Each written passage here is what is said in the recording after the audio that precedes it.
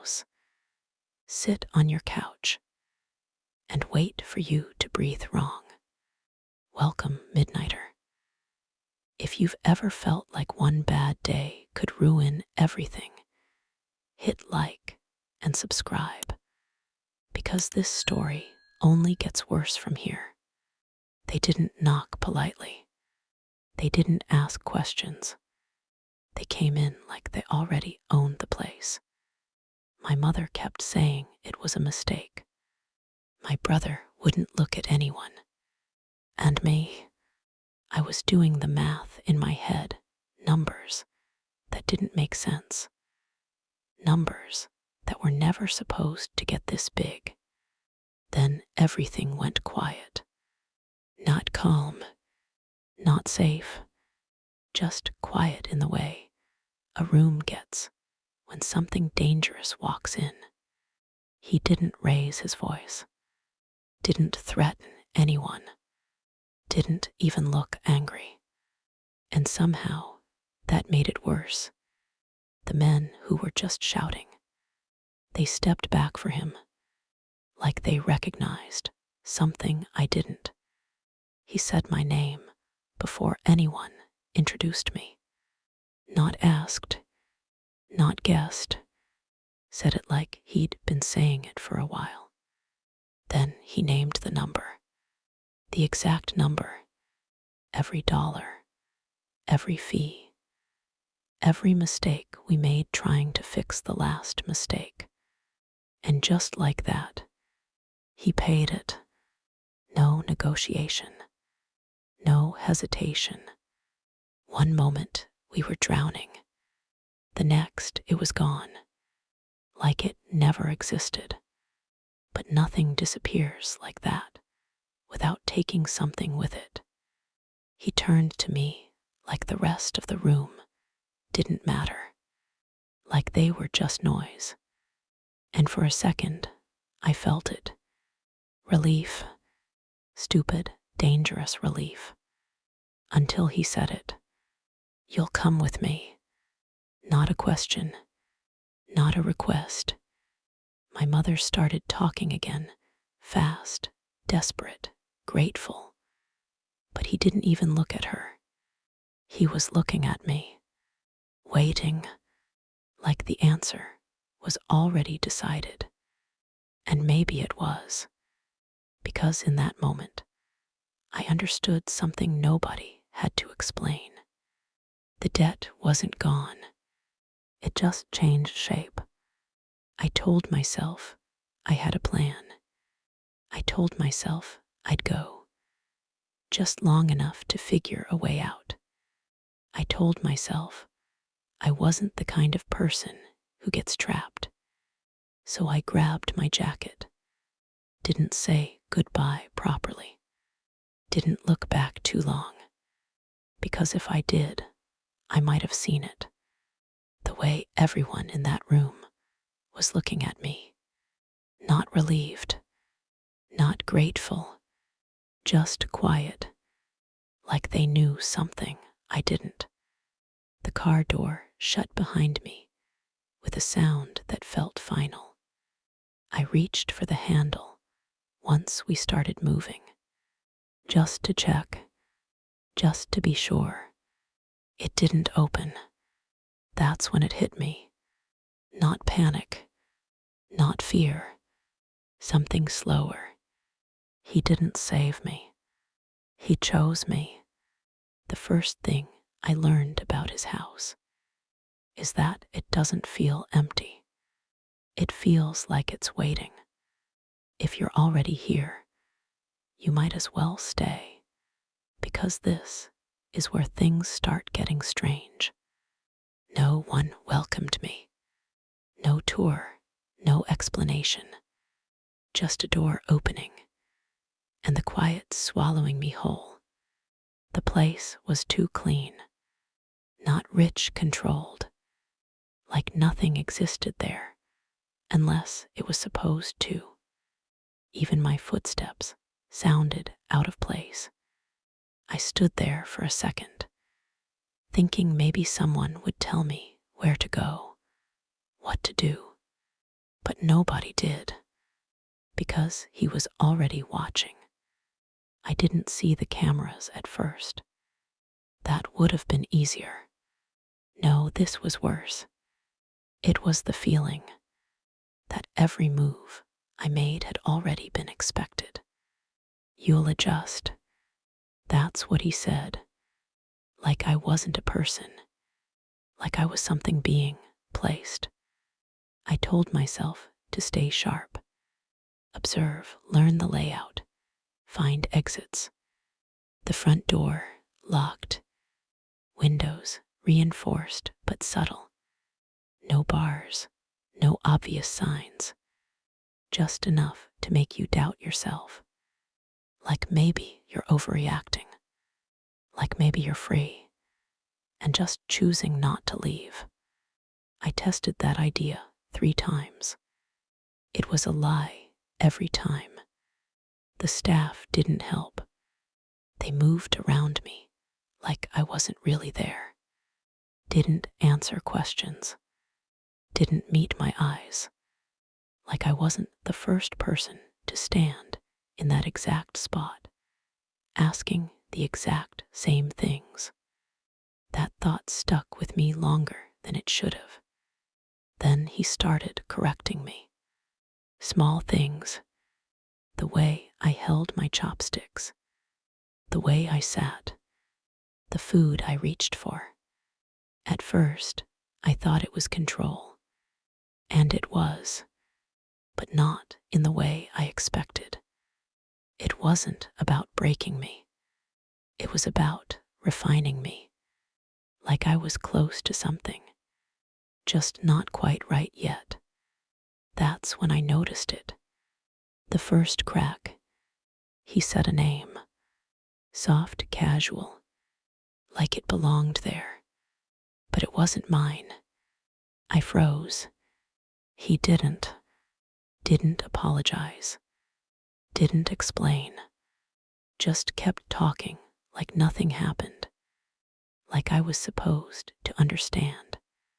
I told myself I misheard it. I wanted to mishear it. Because the alternative didn't make sense. That night, I stopped pretending I was in control. Because when he touched me, it wasn't force. That would have been simple. It was familiarity.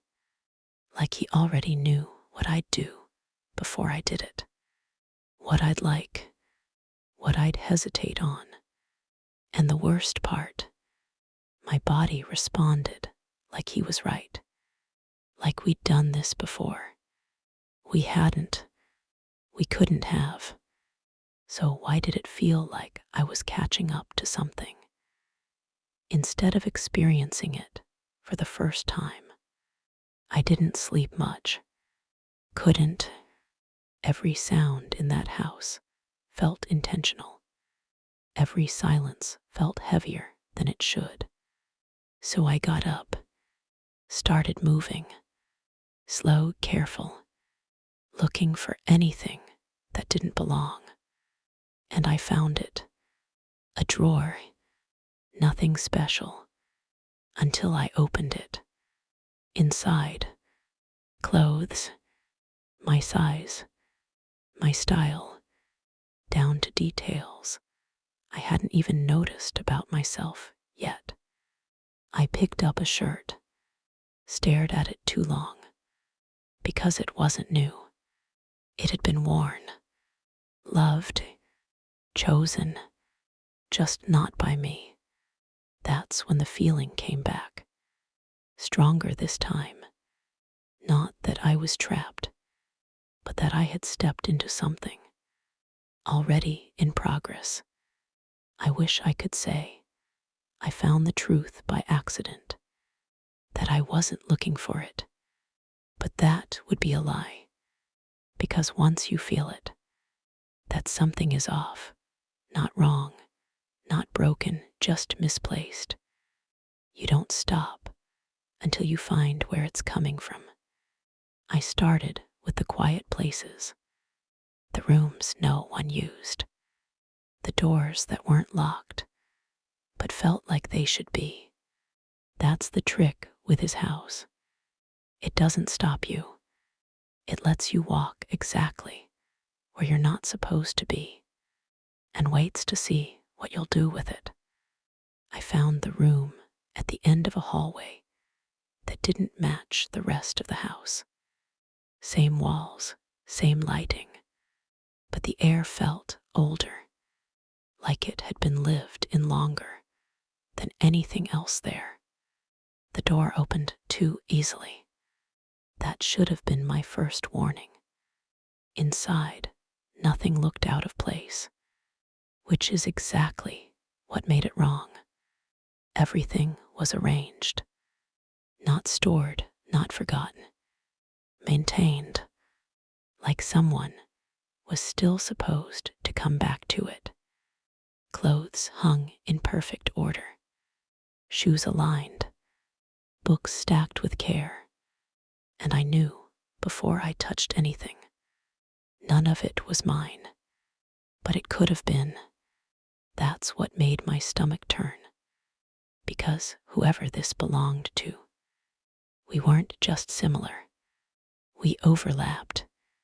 I reached for one of the books, already knowing what I'd find.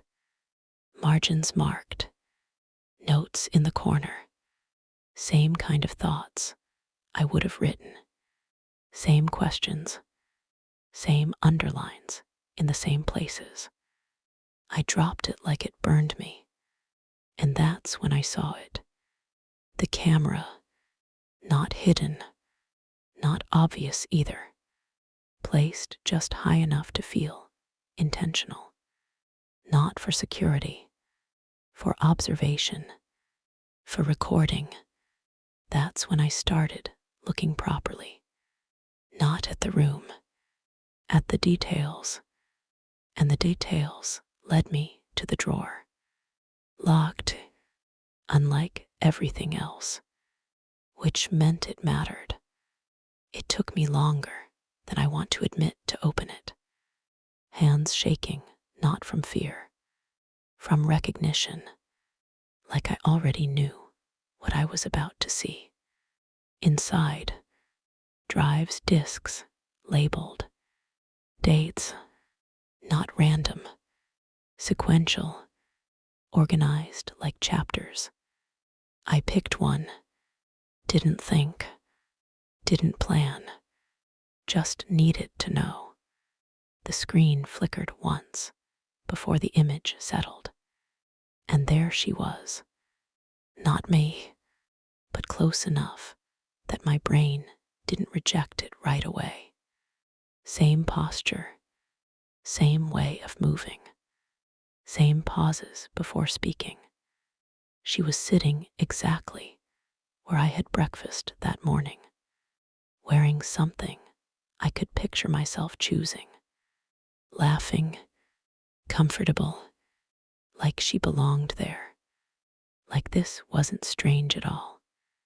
I watched too long, long enough to forget I was standing in someone else's life, long enough to start noticing the details, the corrections, the way he'd shift things slightly, adjust her posture, guide her tone, interrupt just enough to redirect, not controlling, shaping, and she followed, not perfectly, but closely, closer over time. I skipped forward, then again, each clip tighter than the last, each version of her more refined, more aligned, more him. That's when it hit me. Not all at once, not dramatically, just a quiet, sick understanding settling into place. This wasn't about different women.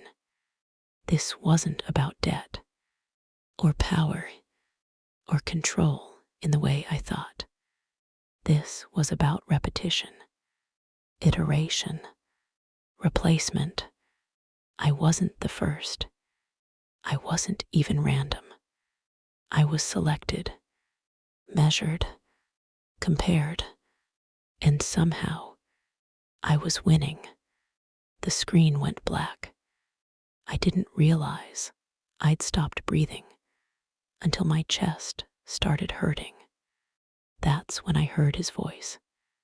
Behind me, calm, close, not surprised. You weren't supposed to find that yet. I turned slowly, because suddenly I understood something I hadn't before. He hadn't been hiding this from me. He'd been timing it. I forced the question out anyway. Who is she? He didn't hesitate, didn't look at the screen, didn't need to. His eyes stayed on me, soft, certain, like he was answering something simple. Someone I lost. A pause. Then, you're the closest I've found since. And just like that, everything I thought I understood about him, about us, collapsed into something colder. Because now I knew the truth. I wasn't in his house because of a debt. I was there because I reminded him of someone he refused to let go of. I stopped trusting my own reactions after that. Not him, not the house, myself. Because once you realize you've been compared to someone you've never met, you start wondering which parts of you are actually yours. He didn't bring it up again. Not the room, not the recordings, not her, like it didn't matter anymore. Like I'd already crossed whatever line he was waiting for me to cross. But something changed. Subtle, precise. He started using her name more often. Not always, just enough, slipping it into conversations like a habit he wasn't trying to break. At first, I corrected him. Sharp, immediate. That's not my name. He'd pause, look at me, not confused, evaluating. Then he'd nod and switch back. But the next time, a little sooner, a little easier, like he was testing how much resistance was left. And the worst part, I started noticing when he didn't say it. That silence felt heavier than the mistake, like I was waiting to be chosen again. That's when I knew something was wrong with me. Not just the situation, me, because I started adjusting without realizing it, sitting the way he seemed to prefer, choosing the food he didn't correct, speaking a little slower, softer. Not for him. That's what I told myself. For peace, for survival. But the line between those two things, it started to blur. Every moment with him felt rehearsed. Not fake. Worse, refined. Like we were walking through something that had already been done before. Just cleaner this time. More accurate, more successful. I tried to fight it, pulled back, did the opposite of what he expected. And just like that, he withdrew, not angry, not controlling, just distant, cold in a way that made the whole house feel empty. And I hated that. That's the part I don't like admitting. I hated it because it felt like I'd failed something I never agreed to be part of. So I leaned back in, just a little, just enough to bring him closer again. And it worked. too easily. That's when it hit me. This wasn't control through force. It was control through reward, through attention, through presence. He wasn't breaking me. He was training me. And I was learning faster than I should have been. That realization should have been enough to make me run, to force my way out, to stop playing along. But by then, I needed to know one thing. What happened to her? Not the version on the screen, the real one, because people don't just disappear into recordings. They end somewhere. So I went back. Same hallway, same door, same feeling like the house was watching me make a mistake it had already seen before. But this time, I kept going, past that room, further than I had before. And that's when I found it. Another door, different, not part of the design, hidden but not well enough, like it wasn't meant for guests. It was meant to be forgotten. My hand hesitated on the handle, not out of fear, out of certainty, because deep down, I already knew. Some answers don't surprise you. They confirm what you were trying not to believe. I opened it. The smell hit first. Not decay, not death, something worse. Stagnation, like time had stopped moving inside that space. She was there, sitting in the corner, too still, too quiet. At first I thought, maybe I was wrong. Maybe this wasn't her. Maybe I'd built something in my head that didn't exist. Then she moved, slow, careful, like even that took effort. Her eyes lifted to mine, and for a second, I felt it. Recognition, not of me, of what I represented. And that was worse than anything else, because in that moment, I wasn't a stranger to her. I was a replacement. Her mouth opened slightly, like she wanted to say something. Warn me, stop me, but nothing came out. Or maybe it did, just too quietly for me to hear, over the sound of my own thoughts collapsing. That's when I understood the final step. The recordings weren't the end. They were the process. This was the result of failure. Or maybe completion. I didn't get time to decide which, because behind me, his voice, low, closer than it should have been. You weren't supposed to find her like this. Not angry, not panicked, just disappointed. I turned slowly, and for the first time since I met him, he wasn't looking at me. Not really. His eyes moved between us, comparing, measuring, adjusting something in his head. Then they settled back on me, and he smiled, soft, certain, like he'd just solved a problem. It's all right, he said. You're further along than she ever was.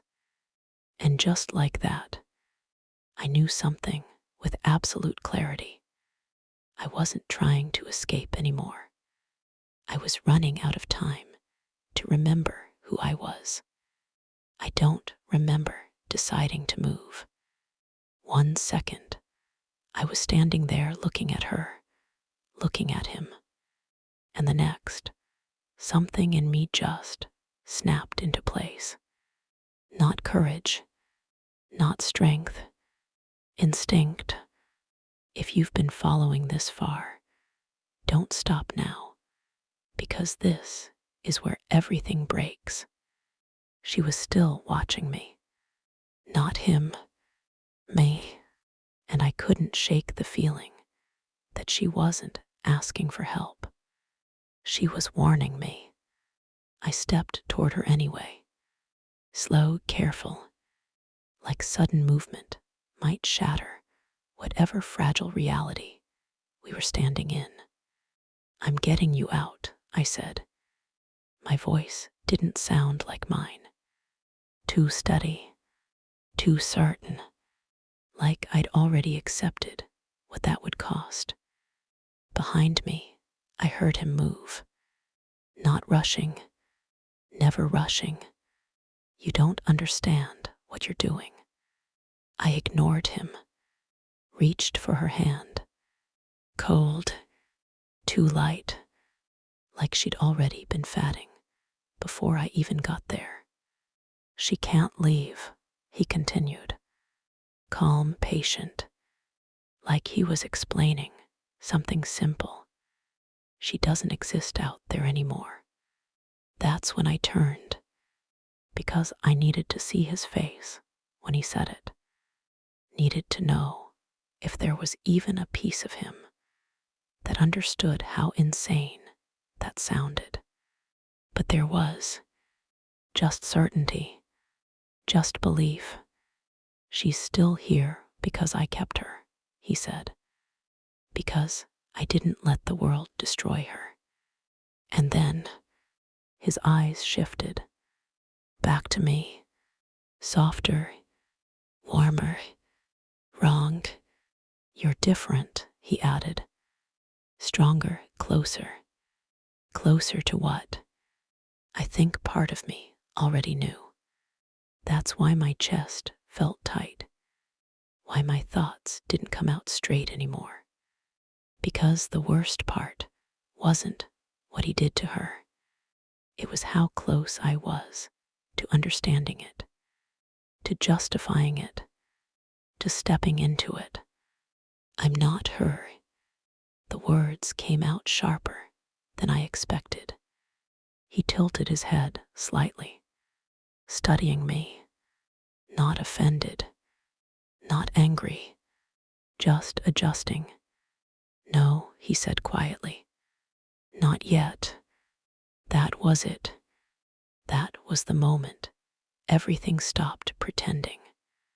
All the softness, all the control, all the careful shaping. Gone, because now I could see it clearly. There was no version of this where I walked out as myself.